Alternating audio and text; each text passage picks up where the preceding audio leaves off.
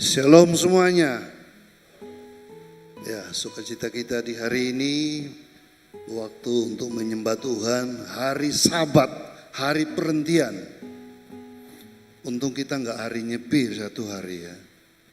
Kita punya istilah bukan hari nyepi, tapi hari perhentian. Dan saya lihat semua sudah dengan sukacita memuji Tuhan. Saya bersyukur kepada Tuhan untuk anugerahnya. Saya berada kembali di kota asal. Rumah saya tidak jauh. Mungkin rumah Bapak Ibu lebih jauh lagi. Rumah saya paling dekat.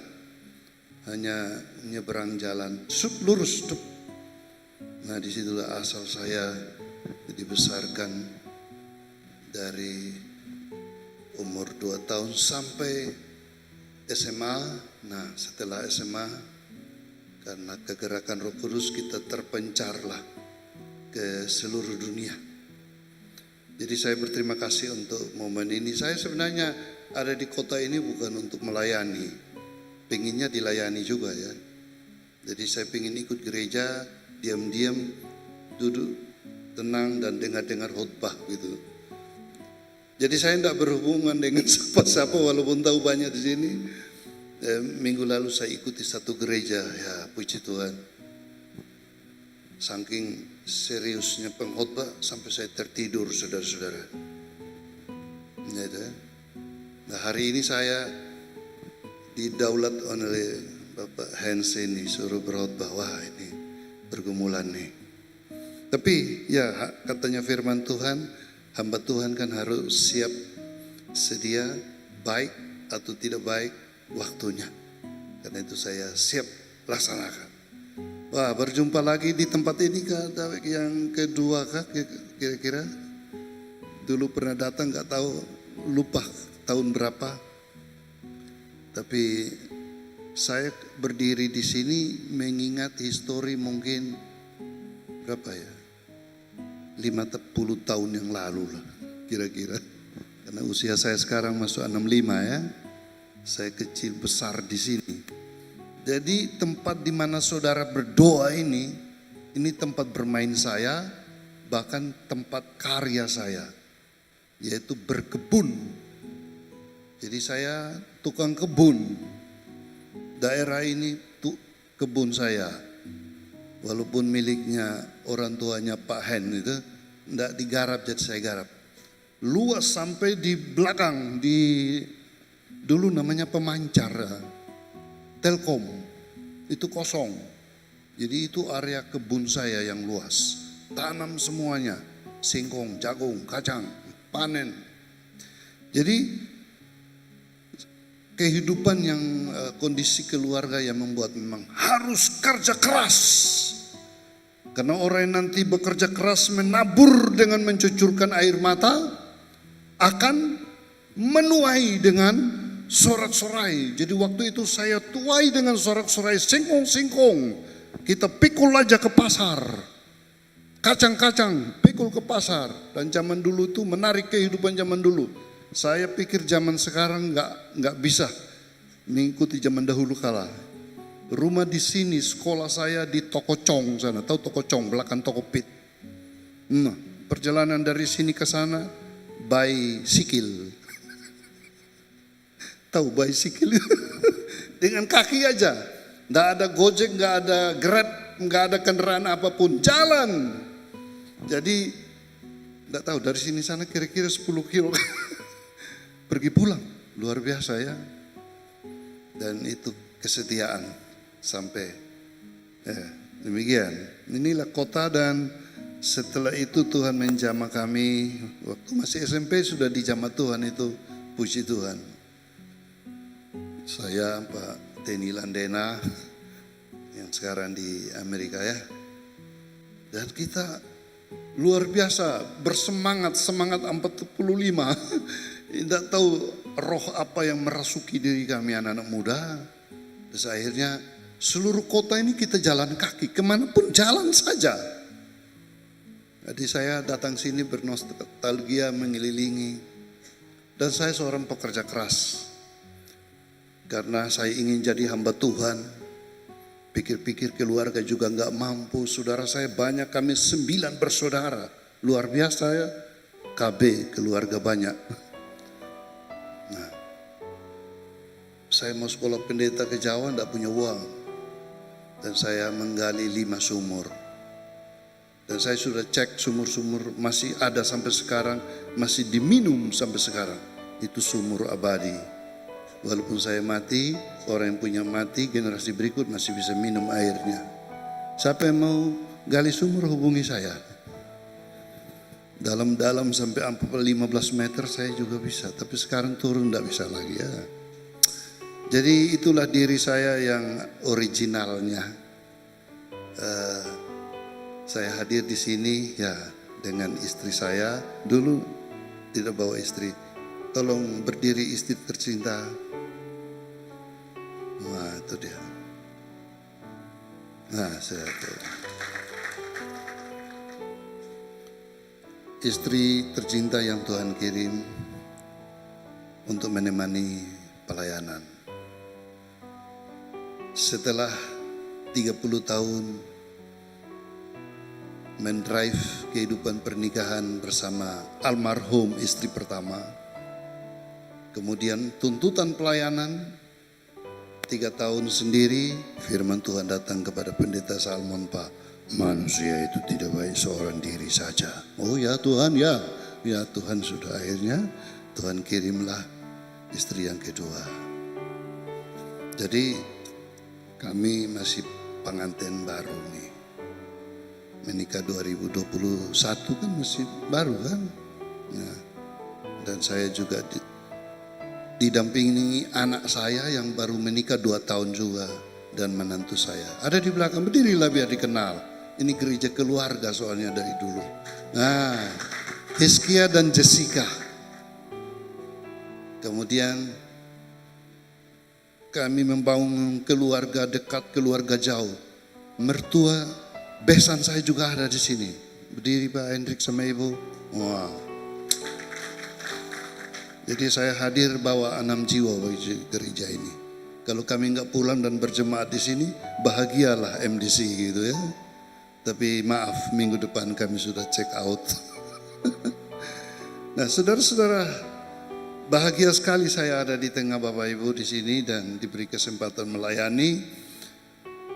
Karena sudah diberikan tema, sudah diberikan nats, maka mari kita tunduk kepada otoritas Tuhan melalui gereja, melalui hamba Tuhan yang sudah berikannya. Tema kita apa ini? Munculkan dulu. Ini dia. Bersukacita atas karya Allah. Amin. Wah, disuruh kita bersukacita berarti tidak boleh ada kesedihan. Tema ini sangat menarik bagi kita saudara. Bersukacita atas karya Allah. Nah, kita mau bertanya di sana kenapa kita harus bersukacita ya? Tapi kita baca natsnya ini diberikan juga natsnya. Wah ini ayat favorit saya. Wah pas berarti kan? Mari kita baca dulu teksnya di Mazmur 126. Walaupun hanya ayat yang ke-5 dan 6. Tapi mungkin tolong dari ayat 1 aja. Supaya kita bisa memahami konteks. Lewat itu aja, ambil dari Alkitab saja. Dari ayat 1 sampai ayat yang ke-6. Firman Tuhan yang ajaib, yang hidup, yang tidak pernah berubah. Dulu, sekarang, sampai selama-lamanya. Allah yang berfirman harus digenapi. Amin. Kalau firman Tuhan tidak pernah digenapi, tidak pernah dibuktikan dan terbukti dalam hidup kita, oh itu bukan firman Tuhan. Itu firman manusia itu ya. Ya. Itu firman Tuhan, itu hidup. Jadi boleh Bapak Ibu berdiri, saya undang sekali lagi. Dan kita sama-sama membunyikan, membacakan ayat-ayat ini ya. Saya terlalu tinggi kah? Saya minggir sedikit supaya ada bisa lihat ya. 2, 3. Nyanyian ziarah. Ketika Tuhan memulihkan keadaan Sion. Keadaan kita seperti orang yang bermimpi. Pada waktu itu mulut kita penuh dengan tertawa dan lidah kita dengan sorak-sorai. Pada waktu itu berkatalah orang di antara bangsa-bangsa, Tuhan telah melakukan perkara besar kepada orang-orang. Tuhan telah melakukan perkara besar kepada kita, maka kita bersukacita. Pulihkanlah keadaan kami, ya Tuhan, seperti memulihkan batang air kering di tanah Negeb. Orang-orang yang menabur dengan mencucurkan air mata akan menuai dengan sorak-sorai. Orang-orang yang berjalan maju dengan menangis sambil menabur benih pasti pulang dengan sorak-sorai sambil membawa berkas-berkasnya. Silakan duduk kembali. Saudara, ini Mazmur 126 luar biasa. Kita harus bersukacita. Nah, ada penyebab yang luar biasa yang dikerjakan Allah, baru kita bisa bersukacita. Semua orang bisa bersukacita. Mungkin karena tiba-tiba ada yang transfer masuk rekening gitu kan. Walaupun mungkin rekening nyasar juga bisa terjadi ya. Ada teman saya yang kata, saya tiba-tiba dapat transfer 10 juta. Tapi nggak tahu saya, tiba-tiba masuk, nggak ada yang menghubungi. Tahu-tahu rekening nyasar. Kemudian 1 minggu kemudian ada cek bank dan lain-lain, dia ditelepon. Tolong kembalikan 10 juta itu rekening nyasar bank. Yang lah sukacitanya langsung lenyap gara-gara rekening nyasar. Itu sukacita sesaat, bukan?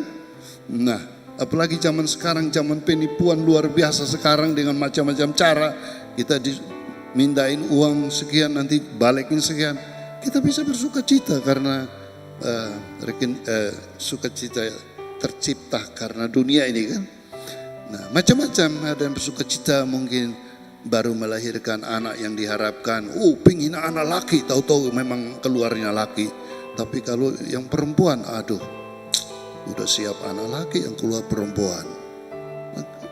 Tadinya mau sukacita, ternyata nggak jadi sukacitanya. Separuh aja sukacitanya.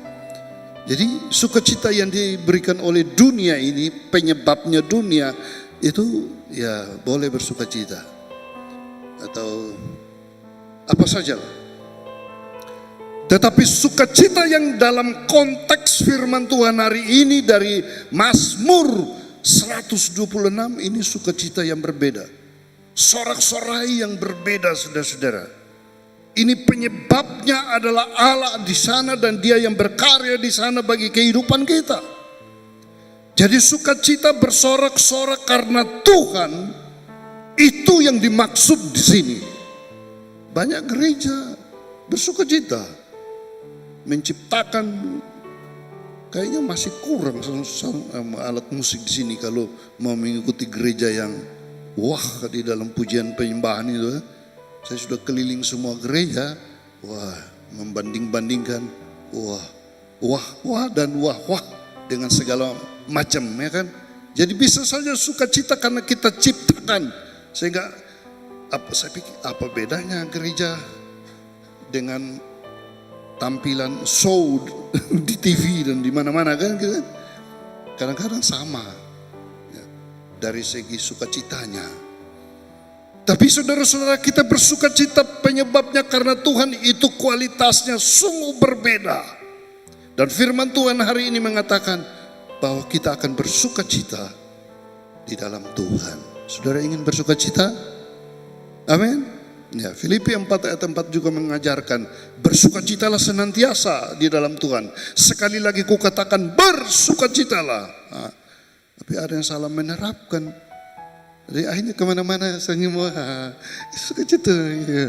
Lah kalau gini-gini terus juga lama-lama orang nggak ada penyebab apa, ketawa terus, senyum terus. Nah begini tuh ya. Jadi itu juga repot.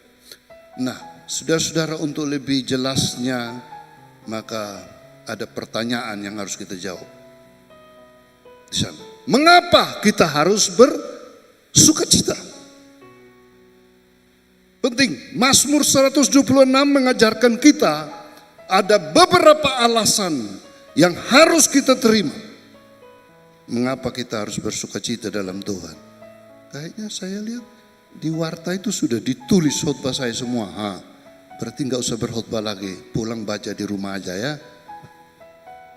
Tidak apa-apa, kalau ada yang dengar khotbah sambil tidur, tidurlah dalam damai.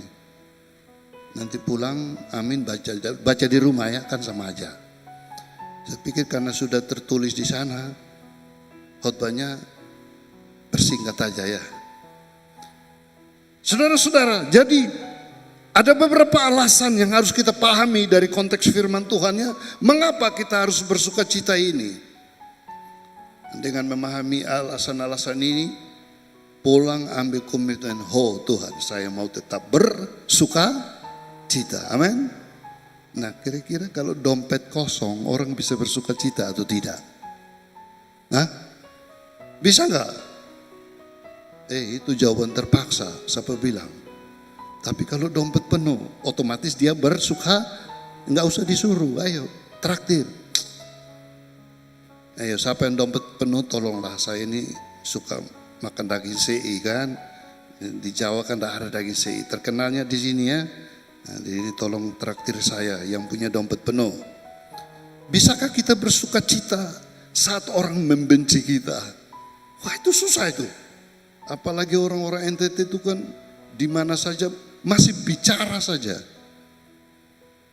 Itu sudah kayak orang berantem. Di Jawa begitu, siapa orang NTT maklum gitu kan. Kalau di Bali orang NTT tidak diterima.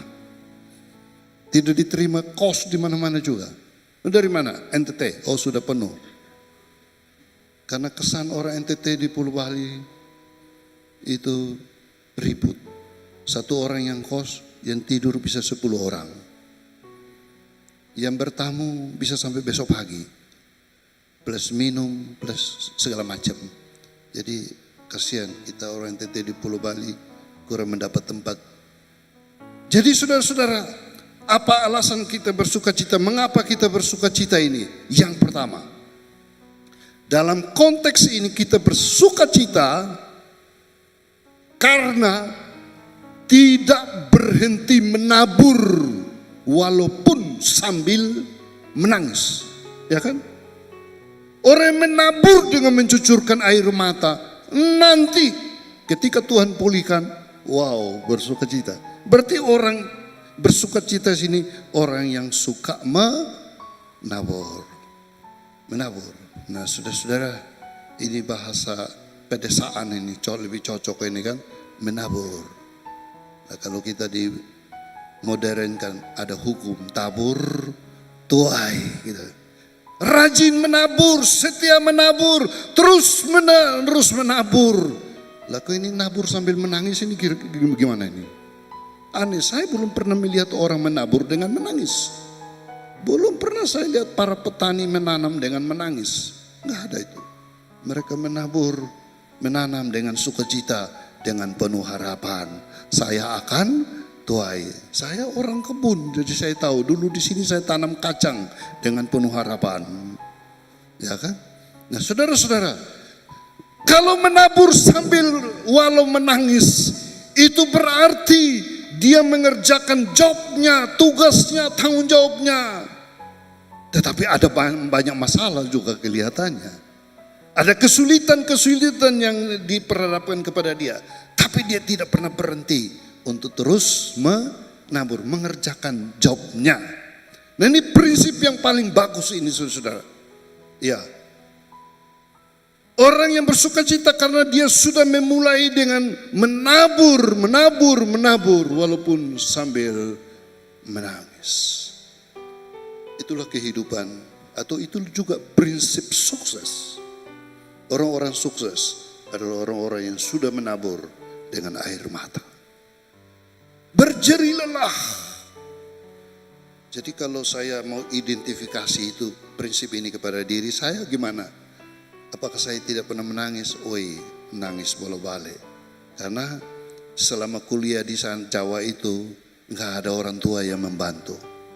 Pergi dengan hasil gali 5 sumur. Itu saja modalnya. Selama kuliah tidak ada kiriman uang dari orang tua. Karena saya di training oleh satu pendeta hebat di kota Kupang di Gemit ini. Namanya pendeta Laskodat, Pak Laskodat. Dia bilang, adik mau sekolah pendeta. Saya kasih rekomendasi. Tapi ada syarat-syaratnya. Woi, syarat apa? Yang pertama, setiap sore datangnya ke gereja. Ibu tahu gereja Silo, gereja besar. Siramlah bunga setiap sore. Hah? Ada koster Pak, biar sudah siram aja. Tidak, kamu mau jadi pendeta. Saya datang 3 bulan, tiap sore siram bunga. Luar biasa. Setelah siram bunga, dia bawa mobil truk mengangkat batu-batu. Tumpahkan, tolong ambil satu-satu, timbun di samping gereja ini. Tangan sampai hancur. Setelah 3 bulan di training tiap hari begitu, dia bilang, bagus. Di ibadah pengutusan saya sendiri suruh pakai putih-putih. Berlutut setelah dia khotbah, disaksikan semua jemaat. Ada seorang anak muda mau sekolah pendeta ke Jawa. Hari ini kita utus dia berangkat. Bahkan berangkat. Dan waktu berangkat, itu pendeta paling kaya zaman itu. Punya mobil angkot banyak itu juga. Pak pendeta, kami ada 5 orang. Tolong kami dipinjamin mobil 1 Pak ya. Enggak ada. Terserah mau naik apa, mau jalan kaki, nggak boleh pakai mobil saya. Ini mobil bisnis. Waduh Pak Pendeta kasihanilah. Nggak mau. Duduk. Saya kasih nomor telepon untuk telepon nomor ini dan selama di sana telepon nomor ini. Jangan hubungi orang tua waktu susah. Menangis, telepon nomor ini. Catat baik-baik. Oke. Terima kasih. Catat. M633. Lupa pendeta ini, apa ini nomor apa ada M-nya? Nggak ada, itu harus angka-angka semua. Oh ya sudah, kalau enggak mau M-nya coret tinggal 633. Loh, tidak ada nomor telepon 633. Aduh, catat, jangan banyak bicara. Setelah catat, M633 itu adalah Matius 6 ayat 33. Udah. Dikerjain terus sama pendeta itu. Cari dulu kerajaan Allah dan kebenaran. Maka semua kebutuhan apa saja Tuhan akan beri. Ya betul, itu terbukti. Saya pikir setelah 10 tahun, 20 tahun, 30 tahun, 40 tahun, 50 tahun. Pasti terbukti. Amin. Saya mau saksikan secara rinci, Bapak Ibu nggak pulang hari ini. Bagaimana penggenapan M633 dalam diri saya ini. Jadi trainingnya berat. Saya pimpinan sekolah teologi, saya cek semua mahasiswa teologi, saya pimpin 2 periode. Nggak ada seorang pun yang di training model saya. Akhirnya saya bikin model training sendiri. Itu kan mahasiswa weekend ada kan. Datang ke tempat saya training dengan cara apa? Kerja.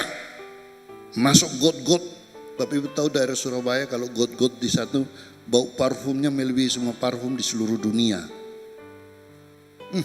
Saya training satu calon mahasiswa paling bandel, katanya nggak bisa diurus, bawa ke saya. Hari pertama masuk got, habis sarapan masuk got. Kita 2 masuk got. Sekarang kamu yang mau turun duluan atau bapak yang duluan? Pilih mana? Bapak, saya ada uang. Kita bayar tukang becak di sana, kerjakan ini, selesai.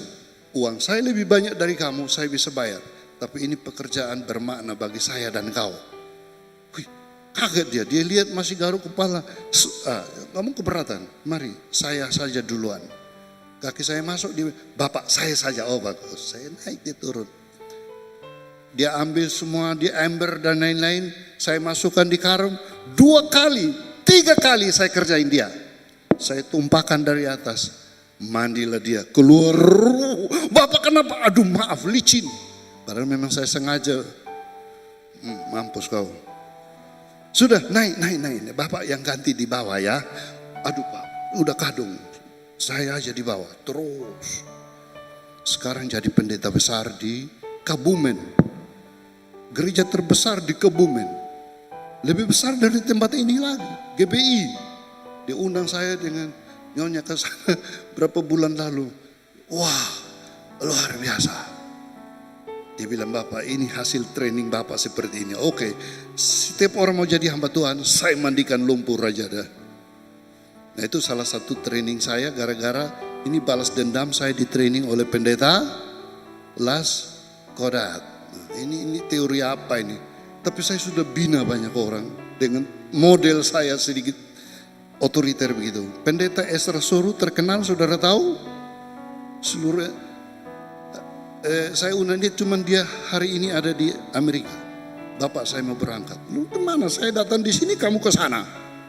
Waduh maaf Pak, ini sudah tercatat silakan. Dia boleh terkenal kemana-mana, tetapi itu trainingnya dimulai dari tangan saya. Tinggal di saya, pelayanan di saya. Saya kasih dia gudang, tidur dalam gudang. Yang hanya ukuran mungkin 2x3, kecil. Waduh enggak bisa. Udah enggak bisa tidur di situ. Tidur di gereja. Nah waktu itu kita gereja masih belum kursi baik ini, Pak kayu. Tidurlah di situ. Aduh bagaimana jadi hamba Tuhan seperti ini. Taat, saya sudah mulai, Anda juga mulai. Sampai sekarang dia tidak pernah lupakan didikan saya ya. Hal-hal praktis, baru masuk ke hal-hal teologis. Orang yang menabur dengan mencucurkan air mata akan menuai dengan sorak-sorai. Jadi saudara-saudara kita terus menabur. Menabur pelayanan, melayani itu menabur saudara-saudara. Apa saja untuk Tuhan itu sebuah taburan. Tapi memberi buat Tuhan menabur. Lakukan itu walaupun belum tuai. Malaikat di sorga catat apa yang kita lakukan ya. Manusia tidak perlu mencatat, tidak perlu membalas kepada kita. Semua pengorbanan kita, firman Tuhan mengatakan, giatlah selalu dalam pekerjaan Tuhan. Karena upah jeripayamu tidak sia-sia. 1 Korintus 15 ayat yang ke-58. Jadi Bapak Ibu terkasih di dalam Tuhan. Iya, terus menabur. Walaupun apa? Sambil menangis. Maka kita akan bersuka cita. Amin Bapak Ibu. Saya sedang bersuka cita sekarang. Di usia yang ke-65 ini. Sungguh sukacita. Mungkin Bapak Ibu ada yang masih menabur. Lanjutkan pelayanan penaburanmu. Mungkin ada yang sambil menangis. Selamat menangis. Karena saya juga sudah pernah menangis. Di sekolah teologi. Ada seorang mahasiswa melintasi depan kantor saya. Dia baru lihat saya sudah nangis. Bapak, doakan saya. Kenapa? Saya mau keluar. Kenapa? Saya belum bayar uang kuliah sekian bulan. Kena sanksi saya harus keluar. Oh ya, selamat. Nangis saja sampai air matamu kering. Dia nggak jadi nangis, dia marah saya. Ini Bapak Rektor nggak benar ini. Hamba Tuhan, anaknya susah, nggak didoakan malah suruh nangis. Sudah, sana pulang, masuk asrama, nangis di sana. Capek nangis, doa ya. Dia pergi nggak pamit sama saya. Saya bilang karena saya sudah pernah menangis, giliran Anda menangis. 2 minggu kemudian baru dia jumpa saya datang. Bapak, haleluya, puji Tuhan. Tuhan telah jawab doa saya. Apa itu? Kamu kan nangis-nangis. Iya Pak, Tuhan berikan saya sponsor sekarang. Wah, dapat 2 sponsor begitu. Waduh, kamu tidak boleh egois. 1 di cancel untuk orang lain. Bagaimana ceritanya? Begini Pak, setelah Bapak marah-marah saya 2 hari kemudian, saya mengikuti sebuah seminar. Di acara seminar itu tiba-tiba ada seseorang mendekati saya. Menanyakan, Anda dari mana? Bagaimana? Bicara demi bicara. Seorang ibu itu mengatakan, oh saya akan sponsori kamu. langsung. Dan dia mencarikan lagi sponsor lain. Jadi saya dapat 2 sponsor. Oh ya, berarti menangis, selamat menangis, akan diberkati Tuhan. Bapak Ibu di sini ada yang sedang menangis karena masalah ekonomi, masalah pelayanan yang berat. Saya juga katakan selamat menangis, karena tidak ada orang diberkati sebelum menangis ini kayaknya begitu kan. Harus berjuang dulu kan, baru sukses. Tidak ada sukses instan yang datang tiba-tiba. Firman Tuhan mengajarkan kita demikian. Terus saja kerjakan tugas kita, walaupun itu susah. Itulah alasannya kenapa orang dalam Tuhan itu bersuka cita. Dia sudah menangis duluan. Yang kedua apa alasannya? Mengapa bersuka cita? Yang kedua, karena janji-janji Tuhan nyata dalam hidup sekarang, masa kini. Kalau Tuhan sudah jawab doa, ketika Tuhan memulihkan keadaan kita, dikatakan begitu ya, maka kita seperti orang-orang yang seperti mimpi. Kita tertawa. Ada sukacita yang luar biasa yang muncul dalam hidup ini karena Tuhan menjawab doa kita. Janji-janji Tuhan itu nyata dalam kehidupan kita masa kini. Itulah orang-orang percaya di seluruh dunia dimanapun berada. Ketika Tuhan menggenapi janji-janjinya, maka ada sukacita dalam hidup ini. Amin saudara. Ada yang sedang mau klaim janji Tuhan, nunggu-nunggu janji-janji Tuhan, sabar saja, terus setia, terus berdoa. Tuhan yang berjanji, dia tidak pernah ingkar janji. Amin. Cari dulu kerajaan Allah dan kebenarannya, maka semua itu direct voice, ucapan langsung Yesus kepada murid-muridnya. Dan itu juga kepada Bapak Ibu Saudara dan saya belum dicabut dari Alkitab ini. Bapak Ibu punya Alkitab ada enggak? Matius 6 ayat 33. Ada? Ada enggak? Oh ya, syukurlah masih ada. Tapi sudah digenapi belum? Apa itu hanya kata-kata penghiburan, kata-kata motivasi? Kadang-kadang kita pikir ayat firman Tuhan banyak sekali. Nah, yang banyak juga hafal itu Yeremia 29 ayat 11, apa itu? Semua orang MDC harus hafal Yeremia 29 ayat. Ayo. Apa? Pak Hen tolong sosialisasikan, itu kan nama gereja di situ. Yeremia 29 ayat 11. Ayo. Sebab aku ini mempunyai rancangan-rancangan yang indah bagi kamu, masa depan yang penuh harapan. Tidak ada rancangan kecelakaan. Masa depan itu juga adalah janji. Gimana Bapak Ibu? Semua mau pegang janji itu? Mau enggak? Mau. Saudara enggak mau ya terserah, tidak akan terjadi dalam hidupmu. Tapi saya tetap pegang. Nah, kenapa saya rambut putih ini juga masalah. Dulu saya rambut hitam. Ketika masih ngajar ketemu mahasiswa ya harus hitam. Sekarang saya sudah pensiun dari semua ngajar, rambut putih. Saya harus taat kepada firman Tuhan. Kata apa? Sampai masa tua dan putih rambut aku apa? Jadi Pak Hen sudah putih semua belum itu Pak Hen? Sudah. Kenapa Bapak chat? Melanggar firman Tuhan gak digendong Tuhan loh Pak. Terjemahan lurus-lurus aja gitu soalnya. Saya khotbah begini bersemangat di jemaat lansia saya kan ada tiap bulan. Lagi khotbah begini, Bapak satu, Pak Pendeta stop khotbahnya. Lah, ini repot kalau jemaat interupsi khotbah ya. Sini pernah ada enggak? Enggak ada ya, jemaat baik-baik. Loh, kenapa Pak? Saya mau bertanya, khotbah itu untuk siapa? Loh, ini bagaimana? Ya untuk kita semua. Tapi itu tidak cocok buat saya. Bapak Pendeta lihat baik-baik kepala saya ini. Tidak ada rambut botak ini. Mau putih nggak bisa, nggak ada rambut.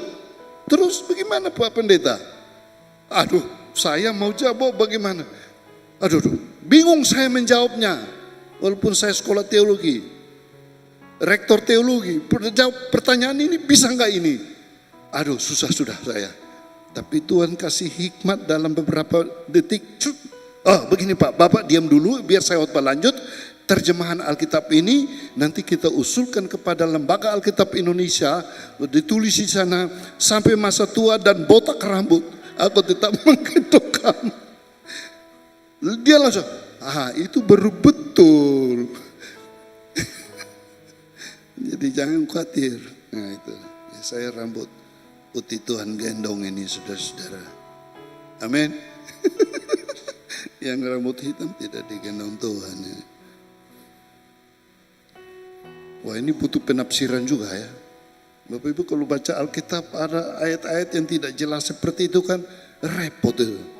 Untuk Tuhan beri hikmat sehingga saya bisa jawab. Maaf Pak, ini mungkin waktu penerjemahannya orangnya lupa mencantumkan rambut-rambut botak pun tetap tua digendong Tuhan gitu ya.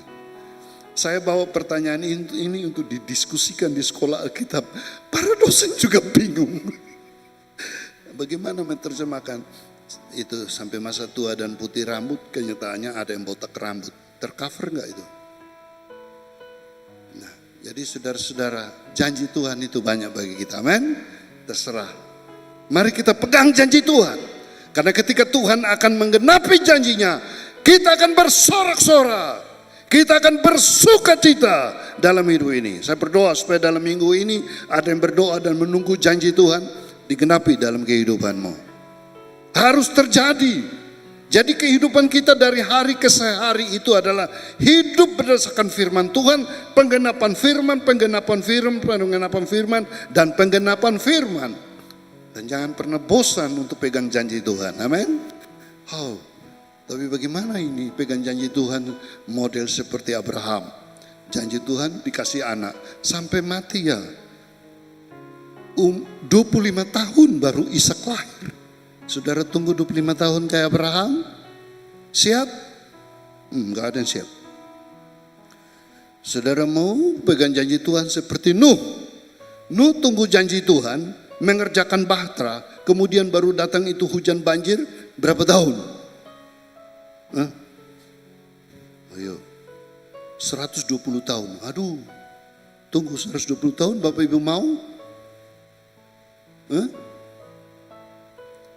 Ada lagi janji sampai mati nggak digenapi Tuhan. Ini Tuhan bagaimana ini? Kepada Abraham, aku akan memberkati engkau akan menjadi berkat, keturunanmu nanti tak bisa terhitung, seperti bintang di langit, seperti pasir di laut. Loh itu janji Tuhan loh ya. Penggenapannya kapan saudara? Terlalu lama. Ya, Abraham sampai mati, keturunannya hanya Ishak. Sudah, berarti bohonglah Tuhan. Tidak. Penggenapannya nanti dari Abraham datang sampai Yesus Kristus itu 2000 tahun.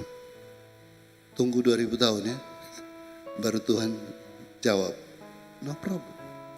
Ketika Yesus Kristus lahir, penggenapan janji itu terjadi. Oleh Yesus Kristus sampai zaman sekarang 2000 tahun lagi, 4000 tahun. Kita sekarang nyanyi, aku anak Abraham ya. Bapak Abraham mempunyai banyak sekali anak termasuk jemaat MDC. Di mana-mana jiwa bertambah banyak. Penggenapan janji ada yang langsung. Tapi ada yang berjangka panjang. Banyak di dalam Alkitab janji Tuhan yang berproses waktu yang panjang. Tapi orang-orang percaya dan mengalami sukacita. Orang-orang yang tidak pernah patah semangatnya. Suka-sukamu Tuhan. Ada lagu itu loh ya. Lagu dangdut sedikit itu ya. Suka-sukamu Tuhan. Suka-sukamu Tuhan. Suka-sukamu Tuhan. Dan seterusnya. Lagu rohani, mantap tuh. Terserah Tuhan maksudnya ya. Tuhan mau menggenapi sekarang atau nanti kapanpun terserah Tuhan. Aku ini hamba-Mu. Bagaimana saudara kita mau menunggu janji-janji Tuhan? Kalau digenapi, maka Anda akan bersukacita. Sabar saja. Ini Pak Pendeta, Matius 6 ayat 33, kita sudah tua mau mati ini belum digenapi. Bergumul terus saja. Enggak punya rumah, enggak punya rumah sampai mati. Tunggu nanti Anda sudah di sorga, Tuhan kasih rumah melalui anaknya. Kembali lagi, Anda enggak mau. Karena rumahnya sudah lebih indah, mulia di sana kan. Tapi Tuhan tidak akan ingkar janji. Yang ketiga alasannya, mengapa kita bersukacita di dalam Tuhan? Karena berkat Tuhan itu selalu tersedia, selalu tersedia. Setelah kita melewati air mata. Berkat Tuhan itu ada batasnya enggak saudara-saudara? Enggak ada batas, unlimited. Ya kan? Kita beli pulsa supaya bisa online segala macam kan. Ayo beli terus tiap bulan dah. Terus. Atau ada yang sudah punya pulsa unlimited ya, akses tanpa batas. Berkat Tuhan juga tidak bisa dibatasi. Allah tidak kehabisan stok, saudara-saudara. Saya kadang berpikir secara logika saya. Kita berdoa hari ini di sini, detik ini di sini. Saudara percaya detik ini juga ada banyak orang sedang berdoa ya di seluruh dunia kan? Tuhan dengar yang mana? Dari semua orang ini Tuhan menjawab yang mana? Bingung Tuhan. Tidak. Tuhan itu lebih daripada otak kita. Dia bisa menjawab langsung semua orang dalam satu detik. Dia maha ajaib, dia maha dahsyat. Dia melebihi logika kita saudara-saudara. Apalagi namanya berkat Tuhan. Kita baca dalam Malaikat pasal 3 itu saya pikir-pikir, wih ini dahsyat banget ini. Ujilah aku. Apakah aku tidak membuka tingkap-tingkap langit? Wih. Dan mencurahkan berkat kepadamu sampai berkelimpahan. Saya melogikakan. Berkat Tuhan berlimpah itu seperti apa? Kalau saya wadahnya gelas, saya kasih air satu teko, satu ceret. Oh meluber, tapi hanya di situ saja.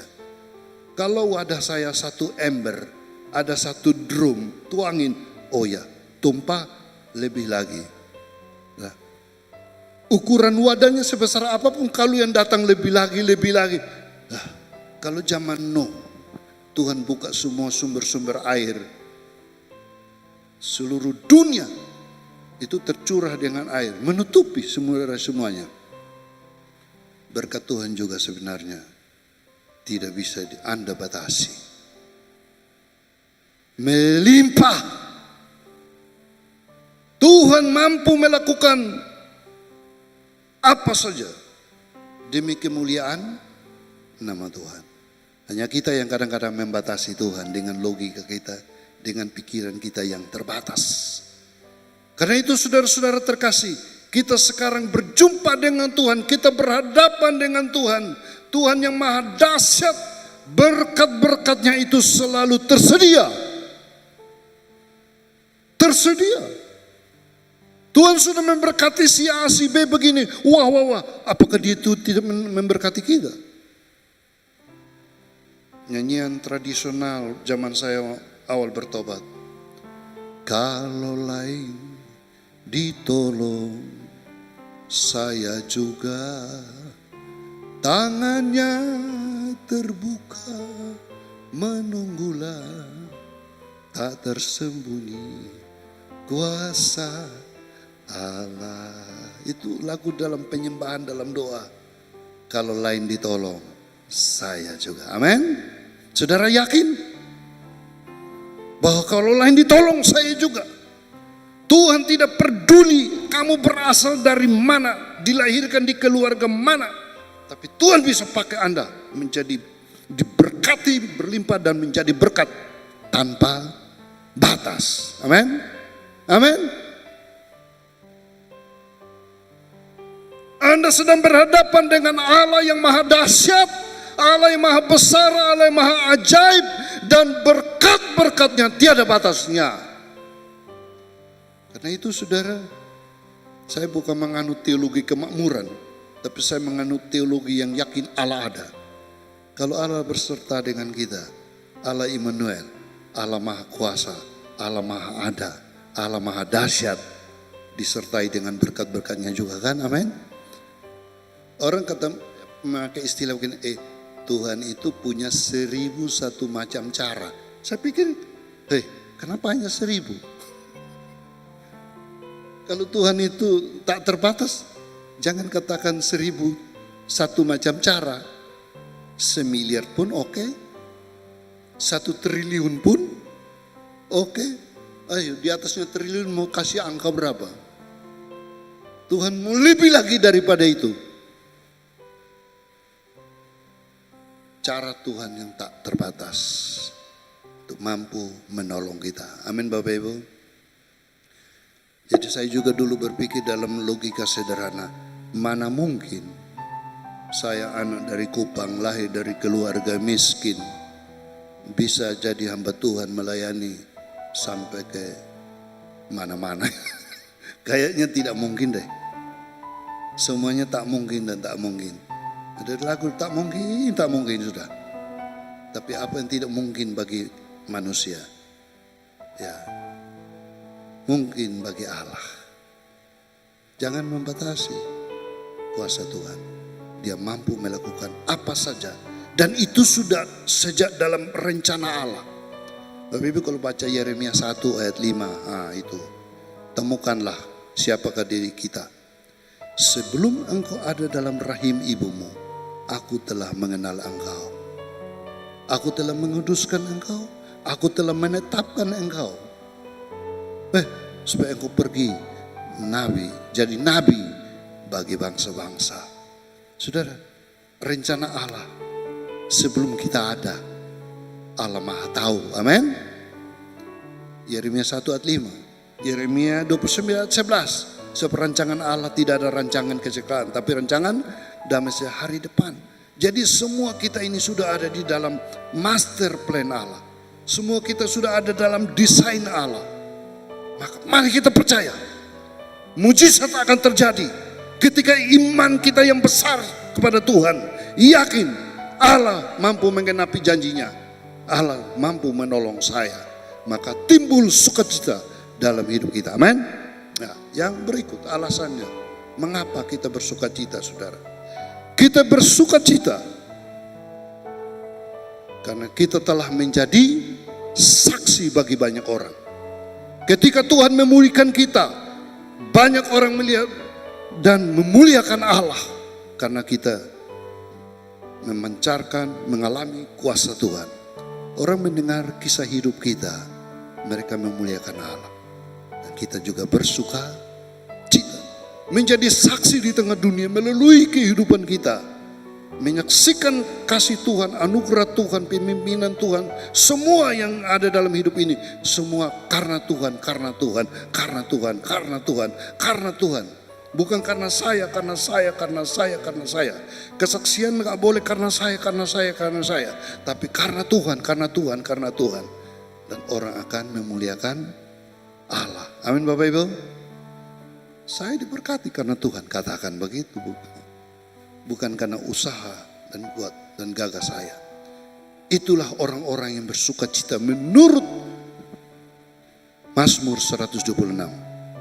Walaupun menabur dengan air mata, akan menuai dengan sorak-sorai.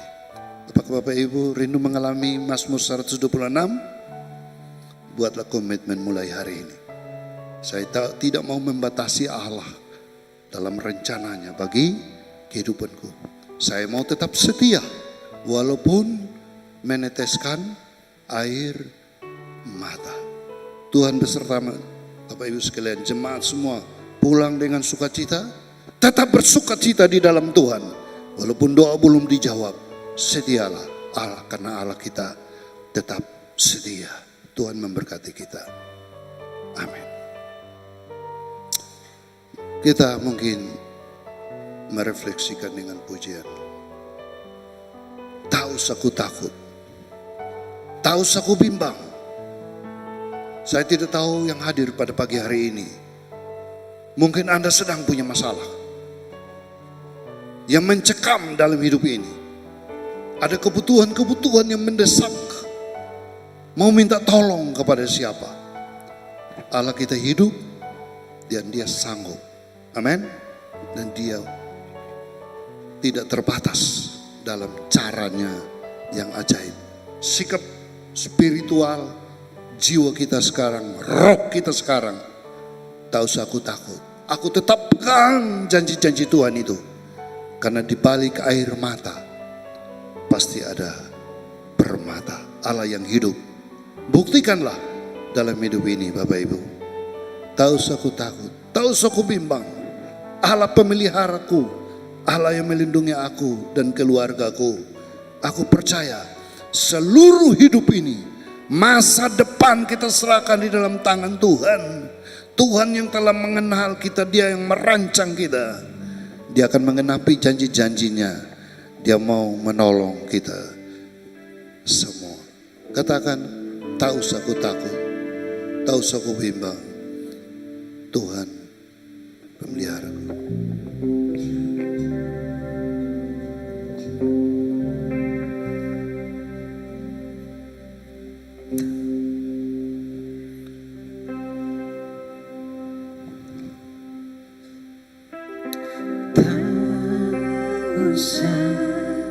Ku takut, Allah menjagaku.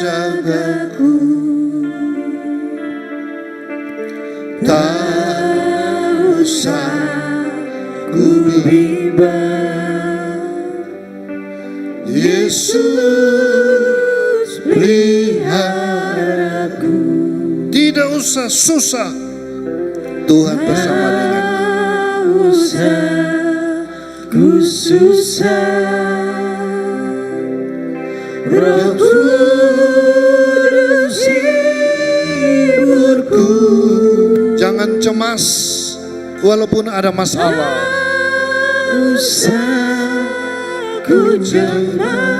Dia hadir menyertai kita.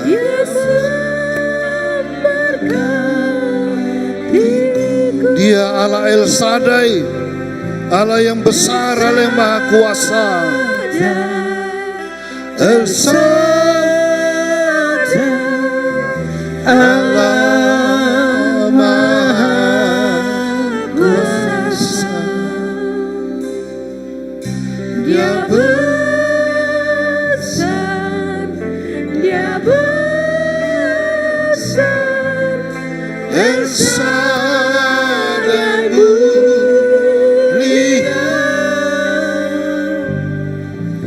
El Shaddai, El Shaddai, Allah maha kuasa. Oh, berkatnya melimpah, berkatnya melimpah.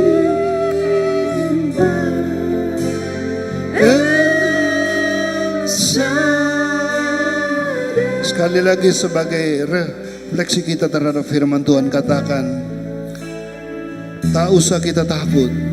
Tak usah ku takut. Saya beri waktu. Mungkin ada satu orang di tengah kita yang sedang gelisah. Ada yang sedang bimbang. Ada yang ragu. Yesus. Saudara lihat, ada satu sosok yang berdiri di depan Anda. Dia tahu hidupmu. Dia tahu keadaanmu. Dia tahu air matamu. Dia tahu kesusahan penderitaan hidup. Bersukacita saja bersama Tuhan, karena Dia akan menjawab. Dia akan menggenapi janji-janjinya. Dia mau sanggup memberkati kita dengan berkat yang berlimpah-limpah dalam Tuhan. Izinkanlah Tuhan hadir menguasai pikiran dan hati kita. Izinkanlah Tuhan berkarya berkarya dalam hidup kita. Besar, Dia besar, sadai mulia. Allah yang maha besar ada di sini. Ada El Shaddai, Allah maha kuasa. Oh, berkat yang melimpah itu bisa dicurahkan kepada hidup kita kapan saja. Bisa terjadi minggu ini, bisa terjadi bulan ini, bisa terjadi tahun ini. El Shaddai, El Shaddai, El Shaddai, El Shaddai, Allah Maha Kuasa.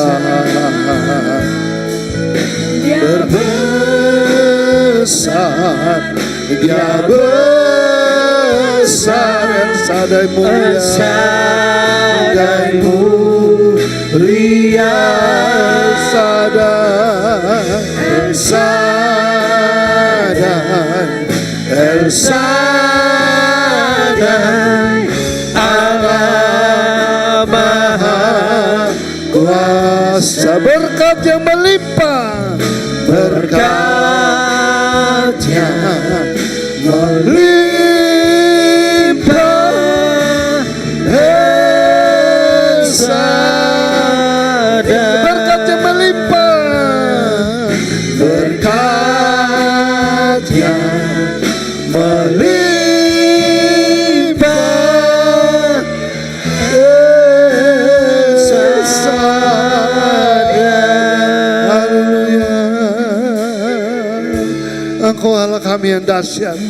Oh Tuhan, kami hanyalah debu tanah di hadapan Tuhan. Diri kami tidak berarti di hadapan-Mu. Engkau Allah yang memenuhi langit dan bumi ini. Engkau lebih besar dari segala-galanya. Biarlah firman Tuhan tertancap dalam setiap pikiran dan hati. Dan Tuhan berkenan ada di antara jemaat yang minggu ini akan mengalami jawaban Tuhan, akan diberkati oleh Tuhan. Kami berdoa di dalam nama Yesus. Bagi yang sedang susah, bagi yang sedang gelisah dengan bermacam-macam masalah, kami berdoa melalui firman Tuhan, tidak putus asa, berharap kepada Tuhan. Terima kasih ya Tuhan, terima kasih. Firman-Mu hamba sudah selesai beritakan, tapi Roh Kudus akan terus berbicara bagi setiap kami yang hadir. Di dalam nama Tuhan Yesus, haleluya. Amin.